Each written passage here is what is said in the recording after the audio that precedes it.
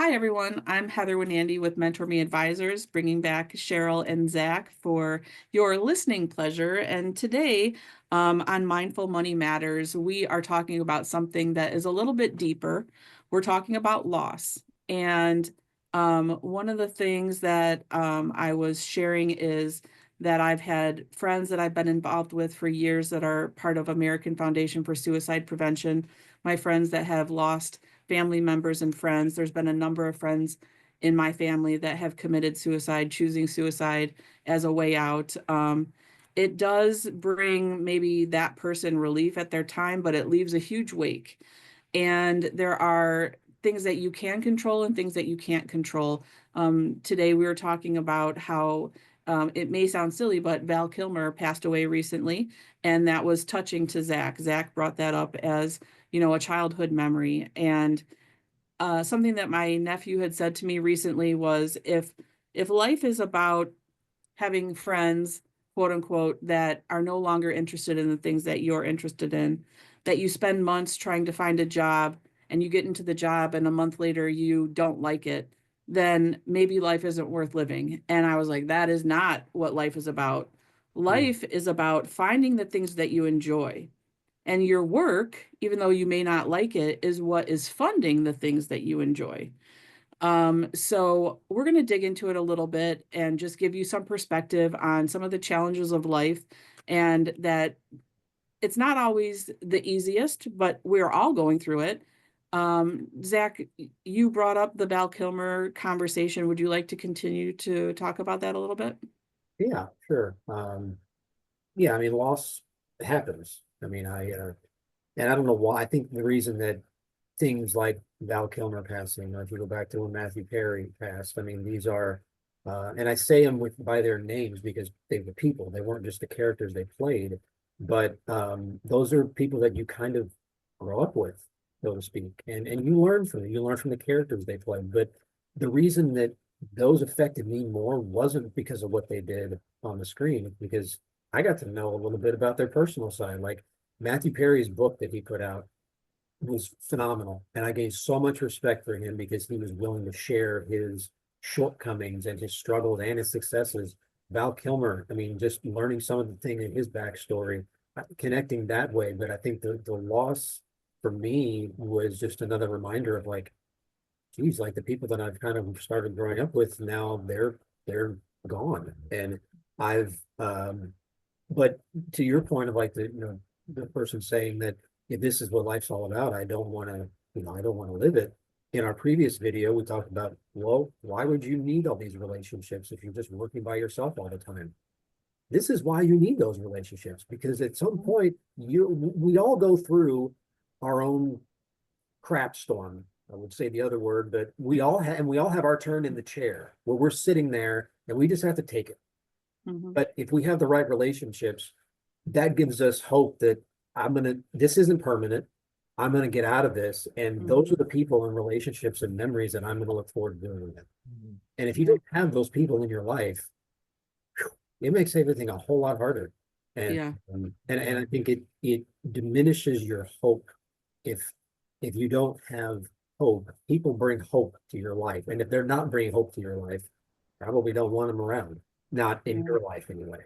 Right. So yeah, that's just it's kind of a jumble mess, but that's kind of my 2 cents on it. Yeah, yeah. And that hope that you have and that connection to people, but that you have to believe that this day will pass, right? I think that's Mm. really important what you brought up. This moment will pass. And I work with Humanity Rising is does a lot too on suicide prevention. If you guys Yeah, check it out, humanityrising.org. And when you hear these stories of young people believing that that time that they got bullied and bullied and bullied so badly, but if you just hang on, right, you hang on for another day, it may change right that moment. And like you said, Zach, that other friend might call you up and give you a lifeline that Mm. mm, makes you feel like, hey, I'm not alone in this, and you're not alone in it. But I know it's so hard. It looks like it's so dire, but it does change. And I was sharing with my friends here how I was bullied so heavily in grammar school, Yeah. So yeah, just to share But a you little. came back and said you were going to dominate in high Yeah, I school. was gonna dominate. So I had just a little like thing, but I had tetracycline when I was a young kid. If anyone knows anything about this in the 70s, right? They were giving this medicine that when your main teeth came in, they were all pitted and like yellow and just not nice.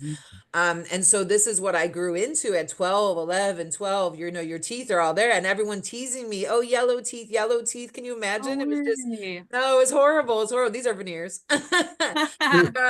But it was just horrible. It was a horrible, horrible thing. And I live with that where to the point where like even in my older years, I wouldn't smile. I do this, I you know, remember when you would do that. so Yeah. that you couldn't see it. And I'd have people be like, "Oh, I kind of like her, but her teeth are so messed up." You know, I mean, this is you're dealing with this like long time bullying, like almost your whole life. And there were times where it was so painful, right? And then all of a sudden, there's times where you face that and you just say, you know what? Everyone's got something. Mhm. Yeah. Nobody on this earth it does not have something, right? But interestingly, it carries into working worlds too, still. There's still Yeah. bullying as adults. There's still people who are in cliques. Yeah. And, there's a saying that I see all the time and I love it is you don't know what other people like what their things that they're What they're going through. You going know this through. much about somebody. Think of that iceberg effect where just the top of what's sticking out of the water. You don't know everything that's below the surface. Yeah, it's so true. It's so true. And someone like Zach talked about loss, right? Someone could be in a very lost, place at that moment. We don't know. Be kind, you know?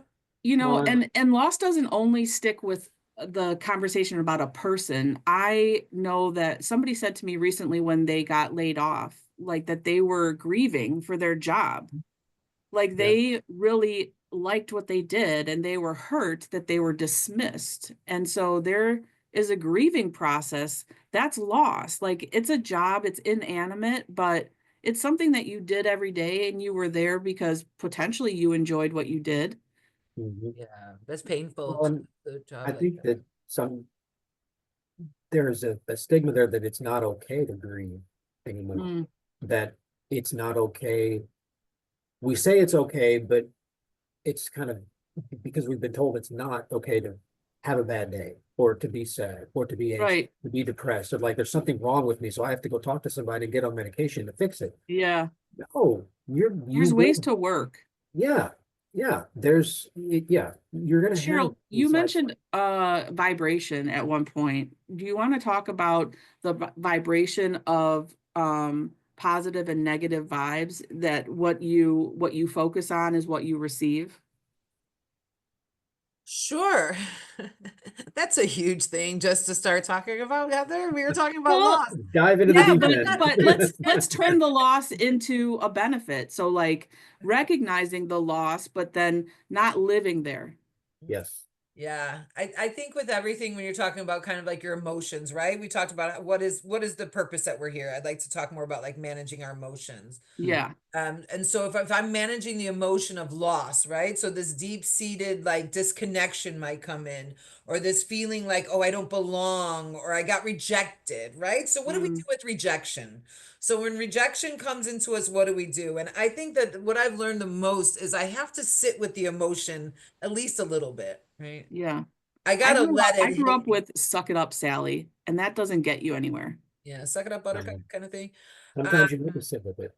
yeah, pull up your big girl panties. There's a lot of these things that we're taught, Mhm. like I mean, if you were from Britain, you got a stiff upper lip, Yeah, and just get there's over it. get over it. But I think there's something about letting it go Mm, is different than getting over it, right? In a yeah, certain Yeah. way. So I do have to stay in awareness, like, ooh, that hurts, right? And I feel where it hurts in my body. I feel where it hurts in my soul. I just feel the hurt. And then I say, okay, what am I going to do with this hurt? And my mm, whole thing, you talk about vibration, then my whole thing is like, how do I raise this higher than right here? Because yeah, right now I feel this way, and I want to keep raising the bar until I get to a place where I can then ideally help others, right? I mean, that's right, Yeah. ideally where I want to get to, right, but it's just a little bit of, and every day, every hour, every day, it's just a little bit more kindness to yourself, a little more yeah. compassion, And it can go minute by minute. And one of my minute by favorite minute. books, a great personal growth book, and it's really effective for work as well, is Atomic Habits. And my favorite part of it is 1% Better. Yes. Yep.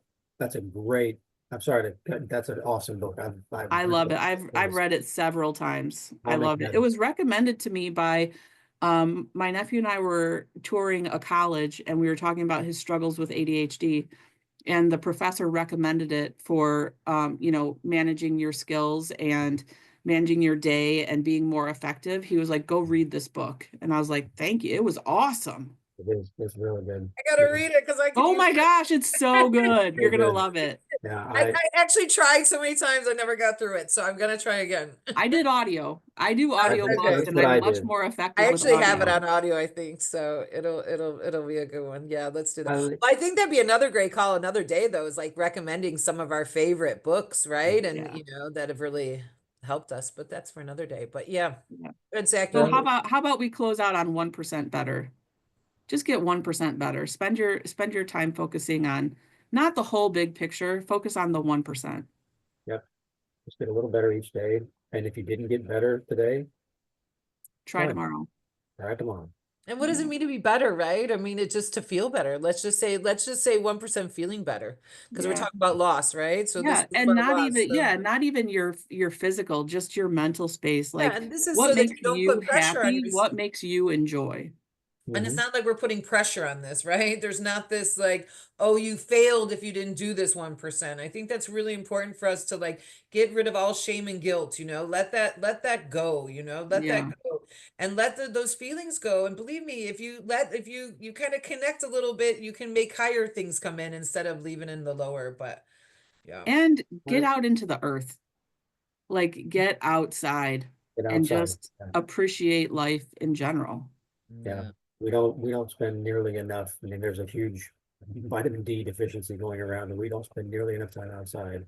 And Yeah. it does help just to get out and do that. But Cheryl, I like the point you made about kind of letting that emotion have you for a little while Yeah. and sitting in your own stuff for a little while. But like you said, Heather, but don't stay Don't there. live there. Don't Yeah. live there. I think it's very healthy to realize that like, okay, I'm going to let this emotion have me for just a little bit, and then I'm going to let it go. And Yes. I'm going to I've choose even to heard move of on. people setting timers. Like I'm gonna sit here and I'm gonna cry for Yeah, 5 minutes yeah.